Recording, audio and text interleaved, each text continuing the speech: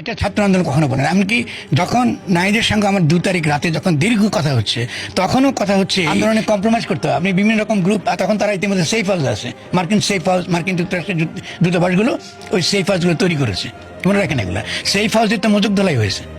ফলে যারা সেফ হাউসে ছিল তারা যখন ফোন করতেছে আমাকে, তখন তারা বলছে আমাদের উপর চাপ দিতেছে যে আমরা যেন পদত্যাগের কথা বলি, যে শেখ হাসিনা পদত্যাগ করবে এবং ব্যবস্থা যা আছে তেমন।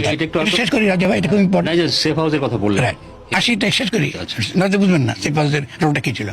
তাহলে মার্কিন যুক্তরাষ্ট্র কি করেছিল এর আগে মনে আছে আপনার? তো সেফ হাউসে যখন ছিল, ওটাই তো তখন এই যে তথাকথিত গণ অভ্যুত্থানের মধ্য দিয়ে গঠনের রাজনীতির বিপরীতে তারা চেয়েছে শেখ হাসিনা সরে যাবে, ব্যবস্থা টিকে থাকবে। ফলে তরুণ ছাত্রদের যারা তখন জীবনের বাঁচবার জন্য তাদের সেই অসহায়ত্বের সুযোগ নিয়ে আপনি তাদেরকে বিভিন্ন সেফ হাউসে রেখেছেন এবং প্রতিদিন তাদেরকে আপনি বলেছেন মুখে যে তোমরা খালি পদত্যাগ চাইবে, তোমরা শেখ হাসিনা। যুক্তরাষ্ট্র এটা চেয়েছে। হ্যাঁ, যুক্তরাষ্ট্র চেয়েছে ওটা। আমি তো আপনাকে তথ্য আকারে বলতেছি। আচ্ছা, সেফ হাউস গুলো কাদের? মার্কিন যুক্তরাষ্ট্র চালিয়েছে, তাদের তত্ত্বাবধানে এম্বাসি চালিয়েছে। এখন আপনি এম্বাসি চালিয়েছে আর বিভিন্ন রকম এম্বাসি। সেখানে কারা কারা ছিল?